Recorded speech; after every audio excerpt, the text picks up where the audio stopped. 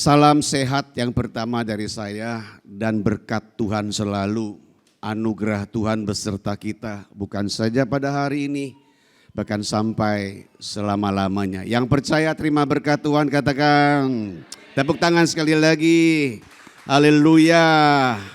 Baik saudara ya, mengawali khotbah saya dalam merespon dan menyikapi hari legendanya Tuhan. Yang pertama, sebelum tema utama yang dipercayakan kepada saya, ada 3 standar konvensional atau 3 standar klasik keberadaan Yesus yang saya mau sampaikan ulang terlebih dahulu sebagai catatan baku keunggulan edukasi kita setiap tahunan, saudara. Ya. Jadi kita mau kembali sedikit mengingat tentang 3 standar klasik keberadaan Yesus terlebih dahulu sebelum masuk kepada tema pokok kita ya. Kalau dari Roma pasal yang ketiga tentang eksistensi Tuhan itu adalah dalam bahasa Inggrisnya expiation ya. Kan di sini mau belajar kita semua pagi hari tentang bahasa yang mahal. Setuju katakan amin? Bahasa berpendidikan. Jadi kita harus belajar berbahasa saudara ya. Expiation yaitu pelunasan. Jadi keberadaan Tuhan itu di Roma pasal 3 menjelaskan tentang pelunasan kebobrokan. Jadi Yesus ada tuh untuk melunasi kebobrokan dan kerapuhan manusia. Katakan kebobrokan dan kerapuhan manusia. 1, 2, 3. Itu Tuhan ada buat kita karena dia melihat adanya kebobrokan dan kerapuhan manusia. Sebagaimana ada tertulis di ayatnya yang tercatat pada ayat yang ke-23 dan 24 di Roma pasal yang ketiga. Demikian bunyinya, sebab semua orang, katakan semua orang, termasuk saudara dan saya, semua orang telah kehilangan kemuliaan Elohim. Ya, kalau dalam terjemahan Indonesia Modern Bible beda bunyinya dengan terjemahan Alkitab kita di terjemahan baru. Yang saya baca dari Indonesia Modern Bible. Sebab semua orang telah berdosa dan telah kehilangan kemuliaan Elohim. Kebenaran lain berkata Rasul Paulus pernah mengungkap tidak ada seorang pun yang benar di bawah kolong langit ini. Setelah era perjanjian lama, Paulus mengungkap pernyataan itu statement. Tidak ada seorang pun yang benar. Tidak ada seorang pun yang baik. Tidak ada seorang pun yang mencari Allah pada saat itu. Semua menyeleweng saudara. Dan dikatakan, ditutup pemahamannya. Gak ada satu manusia pun yang berguna di hadapan Tuhan. Melihat situasi dan kondisi manusia seperti itu. Tadi saya katakan Tuhan datang untuk memulihkan kebobrokan dan kerapuhan manusia dan kesalahan manusia dan pelanggaran manusia dan dosa saudara dan saya. Saudara. Ayat 24. Tetapi oleh anugerahnya saudara dan saya dibenarkan secara cuma-cuma melalui penebusan di dalam Kristus Yesus. Percaya katakan amin. Tepuk tangan buat Tuhan kita. Jadi ingat baik-baik saudara. Keberadaan Yesus, keberadaan Tuhan itu untuk memulihkan kebobrokanmu.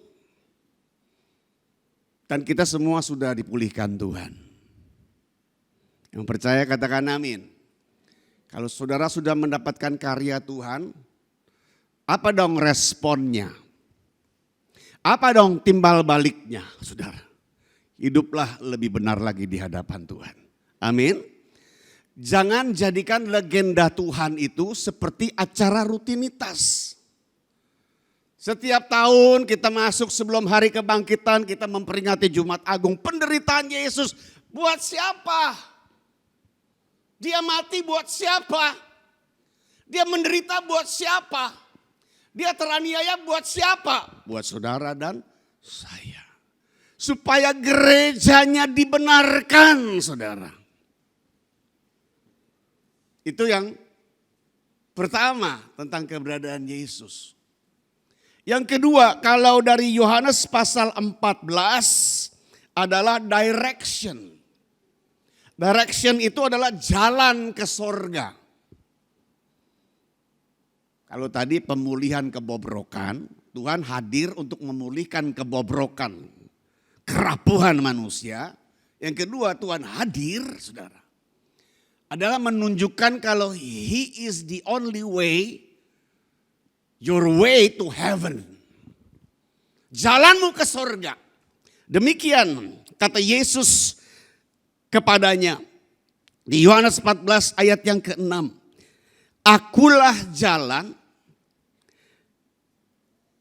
dan kebenaran dan hidup. Kita baca sama-sama, 2, 3. Tidak ada seorang pun apa saudara? Di sini seruannya tentang sorga itu bukan karena perbuatan baikmu. Bukan.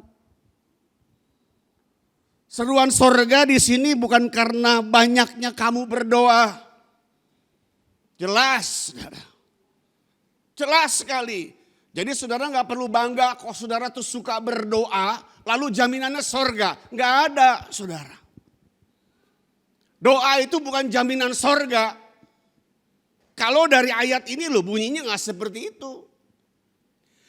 Kamu mungkin merasa sorga itu kalau kamu rajin beribadah. Gak ada hubungannya ibadah dengan sorga saudara. Ibadah ya ibadah, sorga ya sorga. Setuju katakan amin. Setuju katakan amin. Wah ini sesat. Enggak sesat. Di ayat ini komentarnya seperti itu. Sorga enggak ada urusannya juga dengan kesetiaanmu dalam melayani. Ada momen-momen penting kamu melayani di mimbar. Musisi melayani. Di luar hari Minggu kamu melayani. Apa itu sorga jaminanmu? Enggak ada jaminannya. Pelayanan ya pelayanan. Doa ya doa, ibadah ya ibadah, perbuatan baikmu ya perbuatan baikmu itu ada upahnya tersendiri. Sorga itu main poinnya, utamanya berbicara cuma Yesus. Setuju katakan amin. Sorga tuh Yesus, gak ada hubungannya dengan yang lain. Saya ulangi sekali lagi supaya saudara cerdas di gereja ini. Sorga itu urusannya cuma Yesus, saudara. Gak ada urusannya dengan yang lain. Jadi kalau ada saudara mendengar pengajaran-pengajaran yang berbelok, tanpa Yesus kamu selamat, udah gak usah didengar itu. Amin. Udah terbantahkan dengan ayat ini. Sorga itu urusannya cuma Yesus, gak ada yang lain saudara. Jadi kamu jangan sombong kalau kamu sudah bisa memberi yang banyak buat gereja ini. Oh aku nanti pasti dapat upah sorga. Enggak ada hubungannya. Sorga itu koneksinya, hubungannya, relasinya, utamanya Yesus. Katakan Yesus 2, 3. Katakan kepada kiri kananmu, dengar Yesus bukan yang lain. Senggol saudara. Dengar, Yesus bukan yang lain. Ya, jadi keberadaan Tuhan itu adalah direction, direksi, jalan ke sorga, saudara. Ya, nomor 3 di Matius pasal 5, keberadaan Yesus itu accomplished. Jadi yang pertama tadi apa? Peleburan pelanggaranmu, pemulihan kebobrokanmu. 2, Yesus itu jalan ke sorga, amin. 3, accomplish, misi pengesahan. Katakan misi pengesahan. Tuhan datang, Tuhan hadir, mengesahkan, menyempurnakan apa yang sudah dalam jalannya. Ya, bukan keberadaan Tuhan itu mencoret atau meniadakan hukum yang sudah ada. Enggak pernah ada seruan seperti itu. Tuhan ada, hukum yang sebelumnya lalu terhapus. Enggak ada, saudara. Enggak ada pengertian seperti itu. Ayat 17 Matius pasal 5. Dengar baik-baik ya. Ini harus saya kasih muatan kepada saudara supaya hari legendanya Tuhan itu ada value. Ada muatan setiap tahun. Saudara punya pegangan, saudara ya. Ayat 17 dalam terjemahan bahasa Indonesia masa kini bunyinya seperti ini. Janganlah kamu menganggap bahwa aku datang untuk menghapuskan hukum Musa. Saya ulangi. Janganlah kamu menganggap bahwa aku datang untuk menghapuskan hukum Musa dan ajaran nabi-nabi. Dengar, lihat, dia datang, dia ada, bukan untuk menghapus Taurat. Bukan untuk menghapus pengertian-pengertian kenabian. Tetapi saudara, aku datang untuk menunjukkan arti yang sebenarnya. Arti yang sesungguhnya. Berbicara tentang apa? Penyempurnaan, saudara. Bukan penghapusan. Ingatlah selama langit ayat 18 dan bumi masih ada. Ini dari statementnya Yesus. Yesus itu segala-galanya. Amin. Yesus itu hikmat. Yesus itu knowledge, pengetahuan, saudara. Yesus itu sumber pengertian, tapi dia perkatakan seperti ini ayat yang ke-18. Ingatlah, selama langit dan bumi masih ada, satu huruf dan atau titik yang terkecil pun di dalam hukum itu tidak akan dihapuskan kalau semuanya belum terjadi. Kalau paham katakan amin, saudara. Jadi Tuhan gak menghapus. Kalau ada seorang yang mengajarkan di tempat ini, saudara sudah dengar itu tadi, tapi saudara tetap masih mendengar ada seorang pendeta datang diundang ke tempat ini, lalu mengajarkan berbagi firman dengan esensi pertambahan dan pengurangan, ya nggak usah didengar, diabaikan saja. Setuju katakan amin? Setuju katakan amin? Itu namanya cerdas.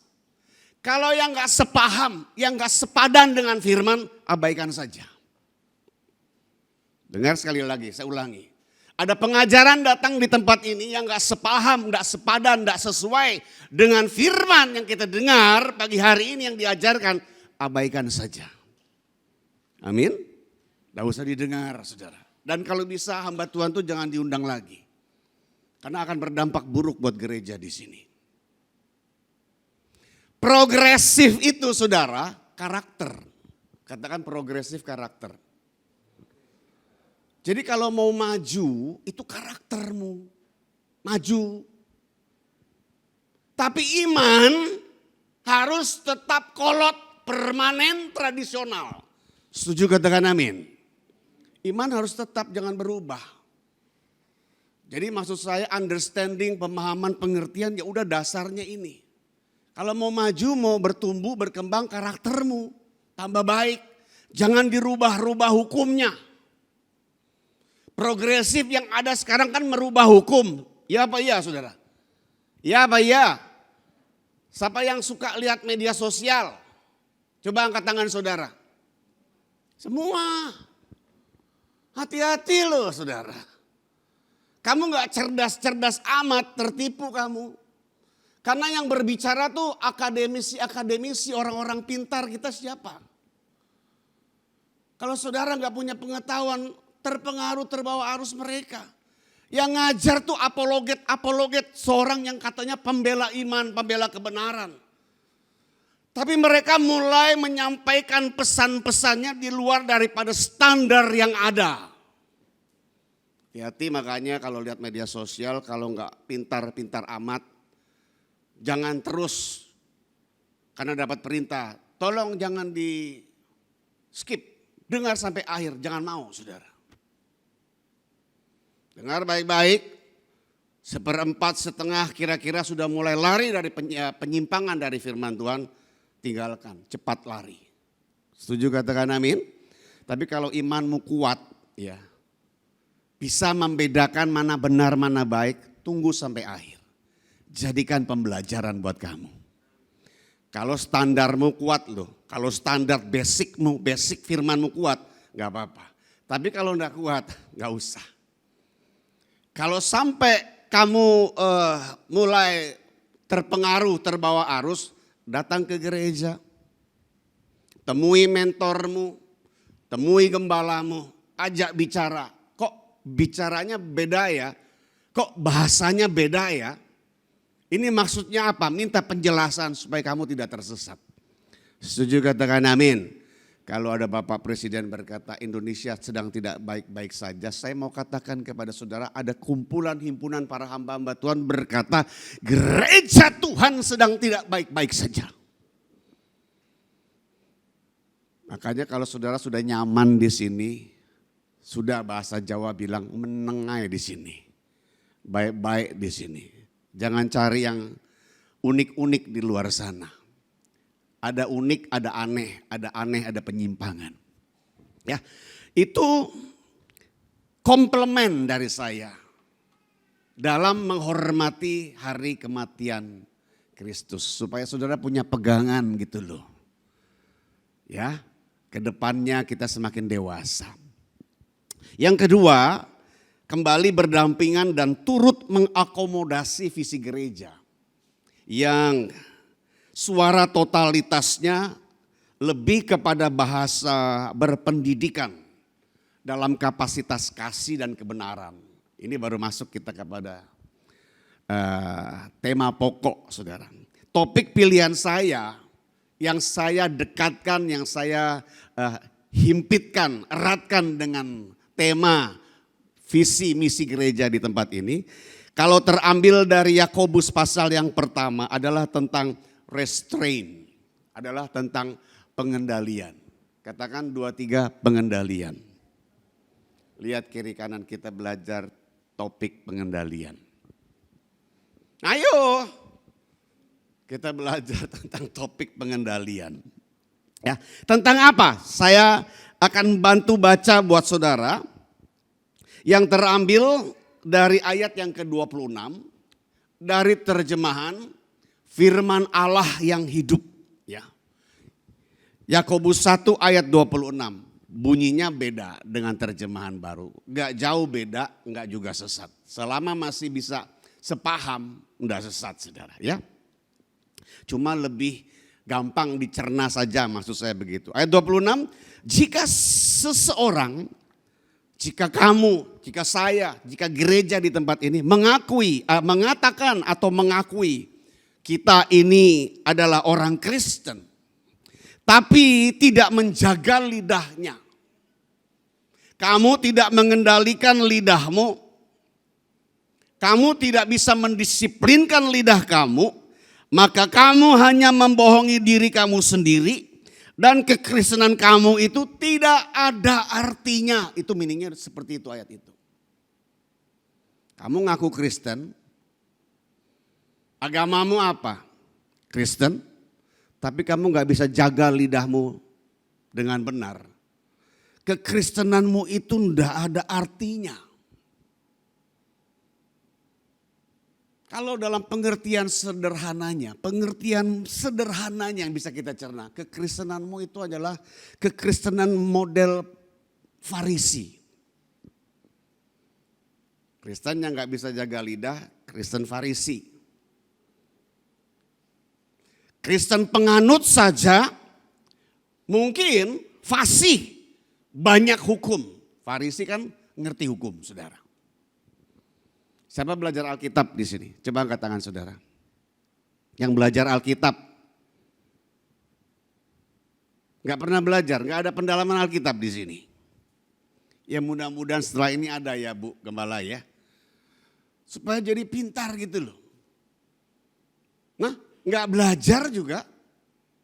Modelnya Farisi. Lebih baik jadi Farisi sekalian. Ngerti seluruh hukum tapi nggak mencerminkan citranya Kristus. Buat apa? Buat apa? Banyak pengetahuan tapi nggak bisa mencerminkan citra Kristus. Buat apa?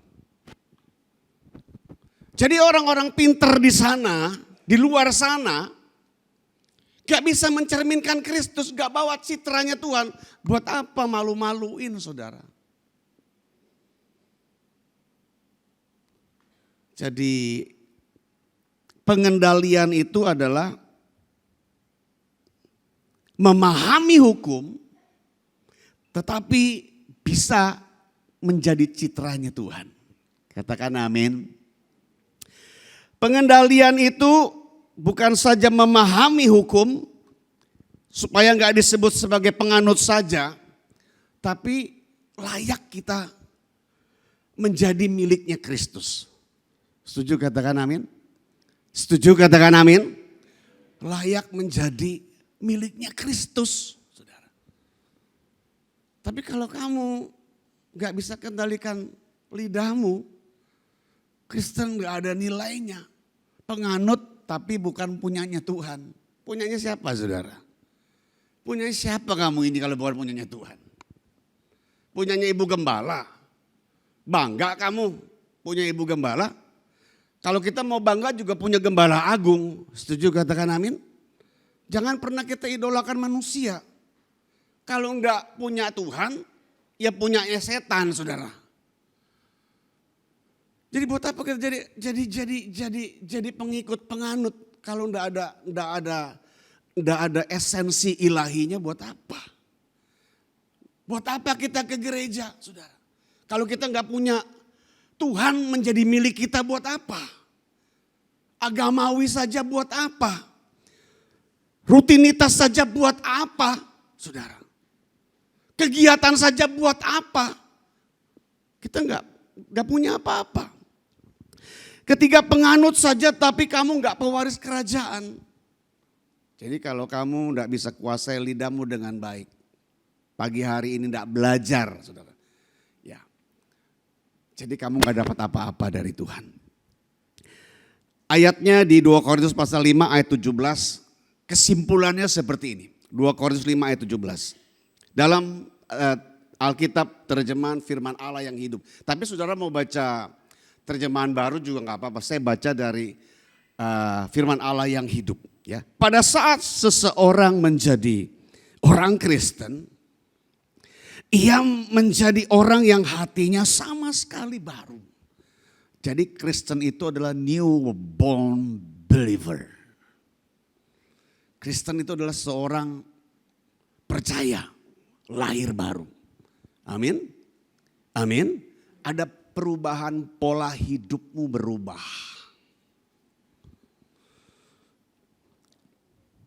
Ia tidak lagi seperti dahulu dikatakan. Ia mulai menempuh hidup yang baru. Katakan hidup yang baru. Katakan hidup yang baru. Nah, sehubungan dengan inilah kita akan belajar lebih dalam lagi intensitasnya. Supaya kita benar-benar bisa menjadi gereja yang memiliki bahasa berpendidikan, bahasa etika, bahasa santun saudara. Karena bicara tentang kasih dan kebenaran itu secara totalitas itu perubahan karakter, bagaimana kamu berbahasa lebih benar dalam Tuhan dan untuk kepada sesama manusia. Ya, kita akan belajar 3 hukum dasar kecakapan dalam berkomunikasi, 3 dasarnya. 3 tuntunannya, 3 bimbingannya supaya kamu dapat berbicara dengan benar, dengan baik. Katakan berbicara dengan benar, dengan baik. Ayo lagi. Ayo lagi. Kalau enggak gue yang capek di sini dari tadi teriak terus lu pada diem aja bengong begini saudara. 3. Hukum dasar kecakapan dalam berkomunikasi. Jadi untuk bicara yang baik, yang benar itu harus ngerti dasarnya, kuncinya, prinsipnya, konseptualnya apa. Pembelajarannya apa supaya kita bisa ke sana. Hidup di sana, berperan di sana, bermodel di sana, berpola di sana. Enggak ujuk-ujuk jadi begitu saja. Harus belajar saudara. Yang pertama kalau dari Amsal pasal 18 adalah model observer. Model observer yaitu pemerhati. Pemerhati yaitu harus mau belajar jadi pendengar yang eling. Orang kalau mau ngomong yang benar, yang baik, yang punya ciri-ciri kasih dan kebenaran, harus menjadi pendengar yang eling, pendengar yang telaten, pendengar yang santun, pendengar yang sabar, saudara.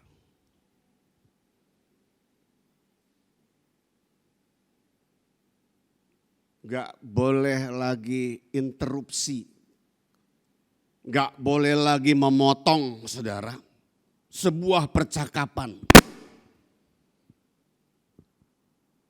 Jadi dengar baik-baik. Jangan suka interupsi, saudara. Katakan sama-sama dengan saya, tidak interupsi.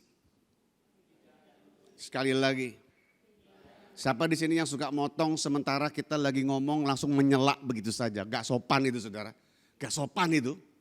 Kurang santun, lagi bicara tiba-tiba ada di antara kita lalu ngomong begitu saja. Gak sopan itu. Kita dengar baik-baik supaya kita nggak salah dalam merespon. Orang yang suka motong itu pasti salah bicaranya. Banyak salah bicaranya. Bukan kualitas tapi yang ada adalah sumpah serapah, pelecehan, hujatan kutuk. Karena salah ngerti. Belajarlah menghargai pendapat orang lain. Baru kamu bisa menjawab dengan baik. Amin saudara. Pak, apa kalau seorang bicara salah itu kita menghargai? Boleh enggak Pak? Menghargai itu harus saudara. Menghargai orang berbicara itu harus. Lalu jangan nilai dengan intelektualmu. Wah lu ngomongnya salah. Wah Pak Franky lagi salah ngomong nih. Jangan ngukur dengan intelektualmu. Jangan ukur dengan emosimu, perasaanmu. Perasaanmu sama perasaanku belum tentu sama, saudara. Tidak bisa. Belajar menghargai, itu nilai etika. Tetapi diterima atau tidak itu perlu neraca. Setuju katakan amin? Jadi banyak orang komentar kelebihan seseorang. Sekarang ini lagi model seperti itu. Ya Pak ya. Banyak orang komentar kekurangannya orang. Sementara dia bukan seorang pendengar yang baik, saudara. Jadi kalau saya menilai diri saya, yang saya suka melihat perkembangan yang ada, nggak sampai habis, saya nggak mau komentar, saudara. Tapi kalau nggak sampai habis pun itu berbenturan dengan penyimpangan firman, saya baru berani bicara. Pendengar yang baik, pemerhati yang baik, nggak boleh nyela, nggak boleh interupsi supaya nggak salah dalam menjawab. Pendengar yang baik, pemerhati yang baik, nggak boleh menimbang dengan kecerdasanmu. Karena kamu belum tentu lebih pintar dari lawan bicaramu. Kamu belum tentu pintar, kamu belum tentu lebih punya sensitif daripada lawan bicaramu. Ya kalau mau bicara tentang percakapan kasih dan kebenaran, kasih itu kan membimbing, kebenaran kan itu mendisiplin saudara. Ya, ini luas sekali makanya pengertiannya. Temamu ini luas sekali, nggak bisa sebenarnya dipakai dalam waktu 45 menit saya khotbah. Kalaupun itu dipaksa akan mepet dan kurang fokus jadinya. Tapi paling tidak sampai sekarang ini topik pokok yang kita bicarakan. Seberapa banyak saudara yang paham? Coba angkat tangan saudara. Ya puji Tuhan, tepuk tangan buat Tuhan kita. Saya coba sesederhana mungkin ya. Dan sepelan mungkin menyampaikan kepada saudara. Seperti apa sih kita ini harus bercakap dalam kasih dan kebenaran? Apa sih kuncinya? Seperti apa sih kita harus berbicara berdasarkan prinsip kerajaan? Apa sih persyaratannya? Apa sih kondisinya? Yang pertama, kamu harus menjadi pendengar yang baik. Orang yang banyak bicara, pasti banyak salahnya. Orang yang banyak bicara, pasti banyak pelanggarannya. Kecuali kamu diizinkan waktu panjang untuk berbicara lama di mimbar, silakan bicara lama saudara. Wong namanya saya khotbah aja di sini dibatasin kok saudara. Gak boleh panjang-panjang. Tadi saya panggil saudara Samuel, jangan batasi aku khotbah ya. Karena ini hari khusus, saya mau berbicara pengingatan dulu, hari kematian baru saya masuk. Paling tidak saya bisa bicara di bawah 45 menit atau bisa di atas 45 menit tambah 5-10 menit. Gak apa-apa ya Ibu Gembala ya. Kan namanya hari libur saudara. Dan gara-gara hari liburmu, undanganku ada di sini, mobilku rusak. Tapi untung bisa parkir di dalam. Gak tahu sudah berapa, 1 tahun gak ada kerusakan kok pas mau pelayanan ke sini kacanya gak mau naik saudara. Saya minta saya minta saudara Samuel, tolongnya aku parkir di dalam. Karena kacaku gak bisa nutup kalau di luar nanti kurang aman saudara. Dapat tempat ya. Makanya kita menghargai waktu, menghargai percakapan Tuhan di tempat ini. Amin. Tepuk tangan buat Tuhan kita saudara. Jadi percakapan yang bisa benar kalau kamu menjadi seorang pendengar yang baik. Kalau kamu nggak menguji percakapan orang dengan kecerdasan dan ukuran emosimu. Ya, jangan terlalu sensitif. Ya, kalau saya bicara pelan, jangan menjadi lemah. Kalau saya bicara kuat, jangan merasa kamu ditegur dengan keras. Karena nggak ada untungnya juga saya berbicara di depan sini, saya teriak-teriak, nggak ada untungnya saya. Yang ada ruginya sakit leher saya. Tapi kalau teguran itu ada, jangan cepat terlalu tersinggungan jadi gereja. Dan jangan menilai pembicaraan menurut keterbatasan intelektual kamu karena kamu belum tentu lebih pintar dari orang yang di depan lawan kamu. Lebih baik dengar dan duduk diam dan belajar merendahkan dirimu untuk terima bahasa-bahasa pengajaran yang belum pernah kau dengar. Setuju katakan amin. Sekali lagi tepuk tangan buat Tuhan kita. Yang pertama adalah bicara tentang observer, pemerhati.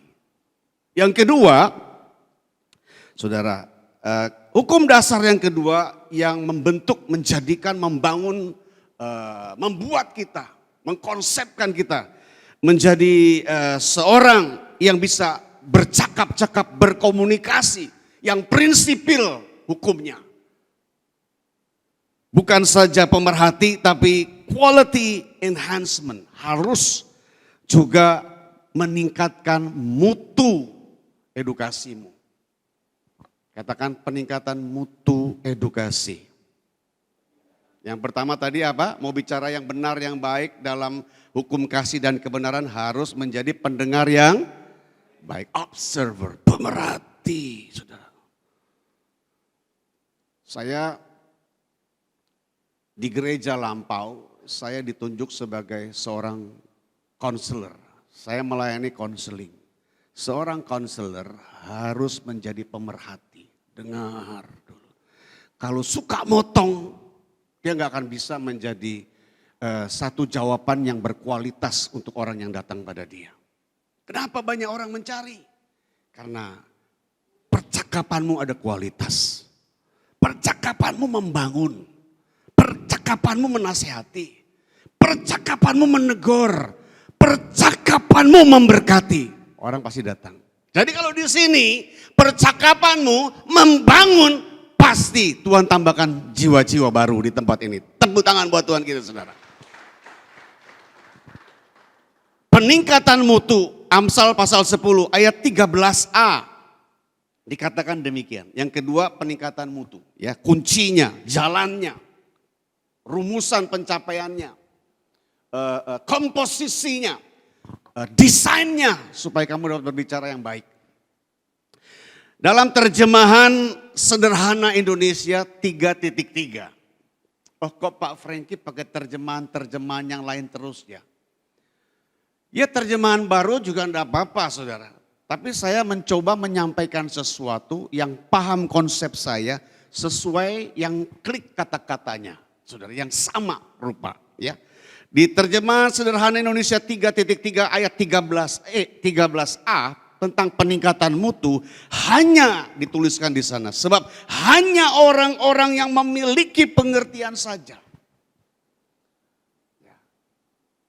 Kita harus meningkatkan mutu supaya bisa berbicara baik. Sebab hanya orang-orang yang memiliki pengertian saja. Dengan kata lain, hanya mereka, hanya saudara dan saya yang mau menuntut ilmu saja yang akan bisa mengucapkan kata-kata yang bijaksana. Jadi orang-orang yang sekolah itu, saudara, baru bisa ngomong baik. Sementara kita juga dengar banyak orang-orang sekolah yang gak bisa berbicara dengan baik. Tapi however, bagaimanapun juga perlu pendidikan supaya bisa berbicara yang baik. Perlu pendidikan supaya bisa berbicara kebijakan. Perlu pendidikan supaya kamu bisa berbicara dengan penuh kasih dan lemah lembut. Perlu pendidikan supaya kamu bisa mengajar orang, mendisiplin orang. Perlu pendidikan, tidak asal, saudara. Bukan kata abal-abal yang keluar dari mulutmu. Perlu pendidikan. Sebab dikatakan di sana, hanya mereka yang punya ilmu saja yang bisa berkata dengan benar. Bahkan Rasul Paulus berkata, janganlah kamu menjadi bodoh, tapi belajarlah engkau mengenal kehendak Tuhan. Amin, saudara. Jangan menjadi bodoh. Di Yesaya, Tuhan benci dengan ketololan, saudara. Di Yeremia, Tuhan tidak suka dengan ketololan. Tapi tidak pernah diucapkan sama pengkhotbah bahasa tolol itu terlalu kasar. Tapi sebenarnya ada bahasa tolol. Ya. Jadi bodoh gak akan punya kata-kata yang baik, yang benar, enggak ada, saudara. Ya. Daud, ini kerinduan. Daud yang sekalipun sudah punya kehormatan sebagai raja. Daud yang sudah punya kapasitas sebagai imam. Daud tuh menunjuk kepada diri aku sendiri nih. Aku sudah punya apa? Tunjuklah dirimu. Engkau sepadan gak sama kepunyaannya Daud? Daud punya kehormatan as a king. Daud punya kapasitas sebagai imam. Dia bisa berbicara baik sudah. Daud sudah punya kedalaman sebagai nabi. Tapi dia tetap terbuka dan merendahkan diri di hadapan Tuhan. Dan berkata di Mazmur 25 ayat 4 dan 5. Buka, saudara. Mazmur 25 ayat 4 dan 5. Tunjukkanlah, dalam terjemahan bahasa Indonesia masa kini, tunjukkanlah kehendakmu kepadaku ya Tuhan. Nyatakanlah apa yang harus kulakukan. Ajarilah dan bimbinglah aku untuk hidup menurut kehendak-Mu. Sebab Engkaulah Allah yang menyelamatkan aku dan aku selalu berharap kepadamu. Tunjukkanlah, nyatakanlah, bimbinglah. Raja loh, saudara. Raja itu kurang punya kesantunan apa? Imam loh, saudara. Imam kurang ilmu apa? Nabi loh, saudara. Nabi kurang nubuatan apa? Selalu keluar dari mulutnya, tapi dia tetap berkata, punya segala-galanya. Tunjukkanlah, nyatakanlah. Itu yang Daud ucapkan. Tunjukkanlah, nyatakanlah, bimbinglah saya. Bahkan dia berkata di Mazmur pasal 41 ayat yang ketiga, ya Tuhan, awasilah mulutku. Dia minta sama Tuhan supaya Tuhan mengawasi mulut dia. Kurang apa? Enggak kurang. Punya segalanya. Siapa kita? Siapa saudara? Jangan sombong saudara. Sekalipun kita sudah pembelajar tingkat tinggi, tetap berkata, tunjukkanlah. Saya kalau enggak ada pelayanan di sebuah gereja, saya datang, mungkin satu saat nanti saya muncul di tempat ini yang tidak saudara kenal. Saya akan duduk di belakang dan saya akan berkata, Tuhan tunjukkanlah nasihat-Mu buat saya. Itu orang yang rendah hati. Amin. Itu orang yang mau belajar saudara. Yang sering kali saya lihat orang yang sudah punya pengetahuan, tidak mau ditegur, tidak mau dinasehati, tidak mau dibicarakan, tidak mau ngomong, tidak mau diomongin, tidak mau saudara. I am the best, aku terbaik, aku yang paling benar. Enggak, kita harus tetap berkata sama Tuhan. Apalagi kita enggak punya apa-apa. Yang kaya saja minta Tuhan supaya mengawasi bibirnya. Apalagi kita enggak punya apa-apa. Kita harus berkata, Tuhan aku enggak punya apa-apa. Ajar aku supaya aku menjadi gereja-Mu. Gereja yang bermanfaat bagi dunia. Saudara.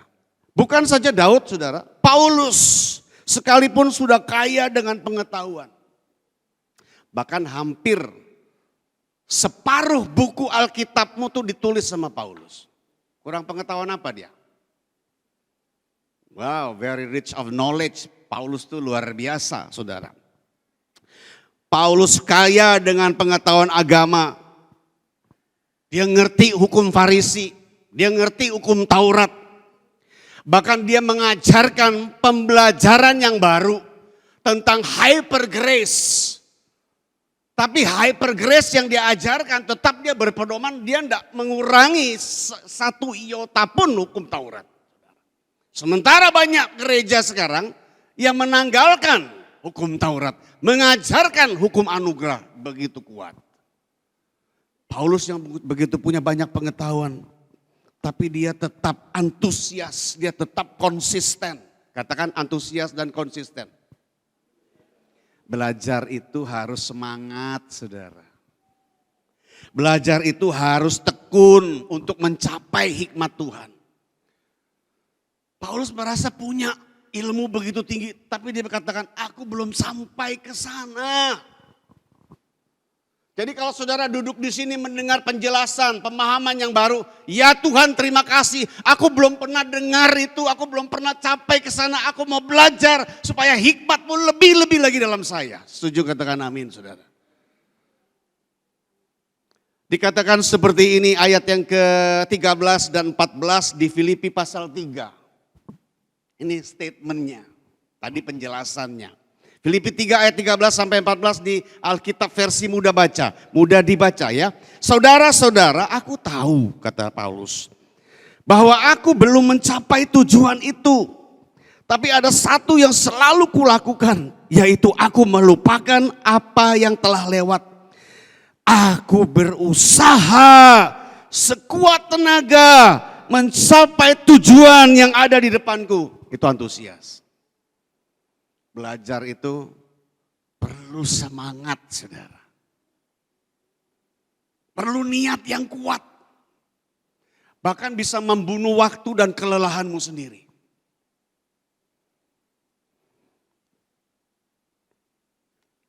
Karena hadiah itu adalah milikku. Sebab Allah telah memanggil aku. Sebab Tuhan telah menetapkan gereja ini, boleh diganti pengertiannya seperti itu. Melalui Kristus ke dalam hidup surgawi. Hikmat itu adalah sudah perjanjian. Pengertian itu adalah sudah perjanjian. Jadi orang pinter itu perjanjian karena memang Tuhan gak suka gereja bodoh. Saudara. Tapi perlu niat yang kuat untuk mencapai pengetahuan. Bukan saja niat yang kuat saudara. Tapi perlu konsisten terus. Jangan kata pepatah ada bunyi apa? Hangat-hangat. Apa hangat-hangat apa? Yang ada pepatah katakan semangatnya tuh di awal saja. Hangat-hangat apa? Nah, kamu yang ngomong loh, bukan saya. Isuk dele sore tempe, saudara. Itu orang Jawa ngomong begitu. Pelin-pelan, saudara. Saudara, Ibu Frankie itu tahu kalau saya belajar itu sampai mengalahkan waktu. Sampai mengalahkan keletihan. Sampai saya mencapai tujuan yang saya inginkan, saudara. Seperti saya mau berkhotbah di tempat ini, saya akan membunuh waktu, membunuh keletihan saya, supaya saya bisa mencapai apa yang saudara butuhkan, apa yang gereja sedang haus di tempat ini. Berapa banyak saudara yang diberkati Tuhan? Tepuk tangan buat Tuhan kita. Dalam ya, deep ya. Saya memang biasa khotbah dalam, saudara. Tapi karena saya melihat saudara perlu yang sederhana, saya agak sedikit tanggung menyampaikannya, saudara ya. Tapi kita belajar. Saya suruh temamu kasih dan kebenaran itu loh. Ini berat loh temanya. Tidak sembarangan bicara ini. Tidak sembarangan, saudara. Tidak sembarangan bicara topiknya lidah, itu tidak sembarangan. Kalau mau bicara tentang topik lidah, kamu harus bicara begini, kamu harus bicara begini, kamu harus bicara begini, kamu harus bicara. Tapi caranya bagaimana? Tuntunannya seperti apa? Bimbingannya seperti apa? Kamu mau yang the best, tapi kamu tidak mau mempersiapkan dirimu untuk mendapat yang the best. Gak mungkin bisa. Ini yang saya coba giring saudara, dasarnya kita pelajari untuk dapat apa yang kita mau. Katakan amin saudara. Jadi memang bidang saya adalah karakter building. Kita bangun diri kita sendiri untuk pencapaiannya maksimal. Tentang prinsip-prinsip kerajaan, tentang visi misinya Tuhan. Sangat luas. Bukan bicara soal bahasa saja. Tapi bagaimana peran hidupmu, peran rautmu kamu. Bukan saja peran percakapanmu, tapi peran penglihatanmu, peran pendengaran. Banyak sekali karakter building itu saudara. Gak bisa dirinci seperti itu, bicaranya mesti global. Semakin dalam, bukan semakin bodoh. Semakin kita mencari, semakin penuh pengetahuanmu. Semakin penuh gereja ini hidup dalam hikmat. Semakin kau bijak, semakin diberkati Tuhan. Sekali lagi tepuk tangan buat Tuhan kita. Yang terakhir saudara, yang pertama tadi apa? Saya gak maju kalau saudara gak paham. Yang pertama tadi apa? Observer, pemerhati. Yang kedua apa? Ibu buka bu. Yang kedua apa? Quality improvement lah, quality enhancement lah. Ya belajar saudara. Amin. Peningkatan mutu tuh harus. Kalau kamu gak mau tingkatkan mutu edukasimu. Udahlah, jangan harap kamu bisa berbicara. Jangan buat topik tema berkomunikasi dalam kasih dan kebenaran. Udah impossible itu saudara. Impossible ya. Yang ketiga adalah strict supervision. Ini yang terakhir. Strict supervision itu adalah pengawasan ketat. Pemerhati, belajar, pengawasan ketat. Apa yang perlu kita awasi? Amsal 4 ayat 23. Ini baru dari terjemahan baru ya. Ini baru saya bacakan bunyinya dari terjemahan baru. Amsal 4 ayat 23. Apa yang perlu kita awasi? Dengan teliti, dengan cermat. Jagalah hatimu apa?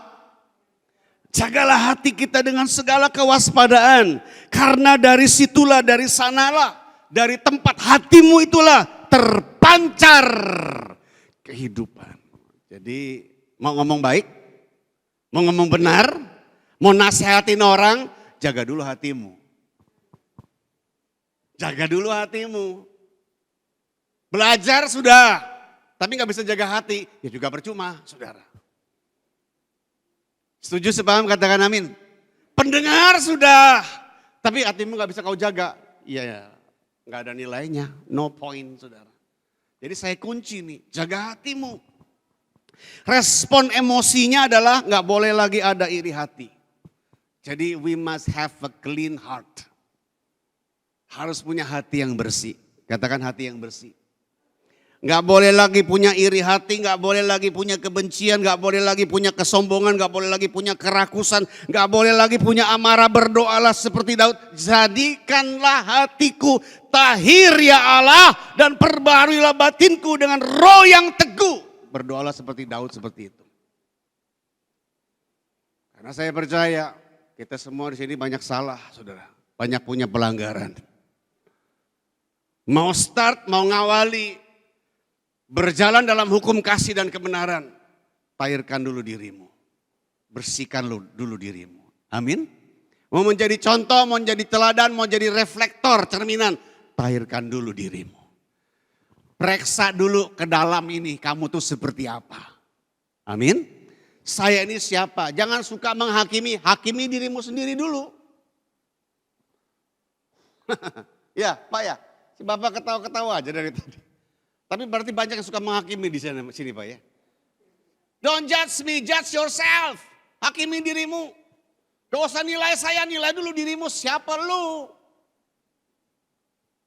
Ah, gue orang tua di sini. Biar lu orang tua belum tentu roh lu tua, saudara. Tapi memang kita, Tuhan ajar tahirkanlah dirimu dulu. Baru engkau jadi cermin. Baru kamu jadi kaca. Dan kacamu bening enak dilihat orang lain. Jangan jadi kaca yang buram, yang kusam. Orang gak bisa bercermin. Siapa lo? Aku Kristen. Kristen apa? Kristen Parno lo. Ya gak ada tampak Yesus tuh gak ada saudara. Gak ada tampak perubahan, gak ada. Gak ada tampak pembaharuan juga gak ada. Kristen apa kamu? Kamu mempermalukan Tuhan saja. Maka aktivitas, kegiatan, perbuatan kita jangan cuma hebat tampil pada hari Minggu. Setuju katakan amin? Hari-harimu tuh bagaimana? Oh Tuhan, aku sudah buat ini, aku sudah buat itu. Aku doain orang, aku sembuhin orang. Ah Tuhan bilang enggak tahu gue kenal lu, nyah lu dari gue. Yang aku kenal adalah orang yang bisa melakukan kehendakku, kata Tuhan. That is the best thing, saudara. Jadi dalam, saudara, ya harus ada respon emosi dari dalam harus ada. Baru kamu menjadi berkat keluar. Kemudian yang terakhir dari saya reaksi. Reaksi itu adalah mulai saat ini batasi pergaulanmu. Katakan amin. Jadi pengawasan itu hati ke dalam, pengawasan itu adalah juga keluarnya, saudara. Bagaimana kita bergaul? Jangan lagi duduk sama orang yang berdosa. Kamu akan terpengaruh loh. Jangan sombong loh. Aku ini sudah melayani Pak Frankie di gereja Tuhan. Ya, aku main musik. Gak mungkin aku terpengaruh. Gak bisa. Pergaulan buruk kata Rasul Paulus apa? Merusak. Sekali lagi pergaulan buruk merusak. Sekali lagi pergaulan buruk merusak. Di mana engkau duduk di sana engkau pasti terpengaruh. Gak mungkin tidak. Tidak mungkin tidak. Seberapa tinggi pun imanmu, kau bergaul dengan siapa kau akan terpengaruh. Dan kalau kau sudah terpengaruh, you jangan harap dong kamu punya hidupmu itu benar. Bisa berpenampilan benar, bisa berjalan benar, bisa berpikir benar. Lalu kamu harap hatimu bersih, lalu bisa berbicara yang benar. Jangan harap itu saudara. Hatimu kau jaga, pergaulanmu juga kau jaga. Gak perlu lagi duduk dengan para pencemooh, gak perlu lagi duduk sama orang-orang fasik. Saudara. Jauhkan. Ada seorang pelayan Tuhan, it's about 5 tahun ke belakang, saudara. 5 tahun ke belakang, saya kasih advice sama dia. Karena hidupnya gak ada perubahan. Ya, saya bilang begini, kamu nih tambah kusam mukamu. kamu gak boleh dekat dengan orang komunitas yang suka merokok, saya bilang. Enggak mungkin Pak, saya nggak mungkin terpengaruh. Tidak mungkin Pak Pendeta, tidak mungkin. Saya sudah ikut Tuhan lama. Ya, sombong amat lu ya. Pendeta aja sudah tahunan masih bisa jatuh perzinahan kok. Pendeta aja masih bisa salah kok. Siapa Pak Franky? Cariin dewe beritanya, jangan tanya saya saudara. Ya, kamu siapa? Kamu bisa apa? Kamu punya apa? Kamu punya pengalaman apa? Berapa lama kamu melayani? Gak bisa kita punya standar ukuran kayak begitu tuh, gak bisa saudara. Gak percaya dia, saya ajar begitu. Akhirnya benar jatuh dia. Jadi perokok berat. Di mana kamu duduk, di sana kamu berubah. Duduklah dengan orang-orang yang diurapi. Duduklah dengan orang-orang berhikmat. Duduklah dengan orang-orang pintar. Maka bukan saja fisikmu sehat, rohmu juga sehat. Percaya itu? Katakan, tepuk tangan buat Tuhan kita. Strict, saudara ya. Harus ketat. Pengawasan itu, supervisionnya harus kuat buat dirimu sendiri. Supaya kamu berubah. Saya tutup 3 pengertian ini. Saya undang kembali musisi, kembali ke belakang. Ya, sebelum saya tutup nanti saya ajak untuk nyanyi satu pujian. Kemudian saya serahkan kepada Ibu Gembala masuk ke dalam perjamuan kudus. Ya, saya tutup, kita baca bersama-sama. Terambil dari Efesus pasal 4. Kita bangkit berdiri. Efesus pasal 4 ayat yang ke-29.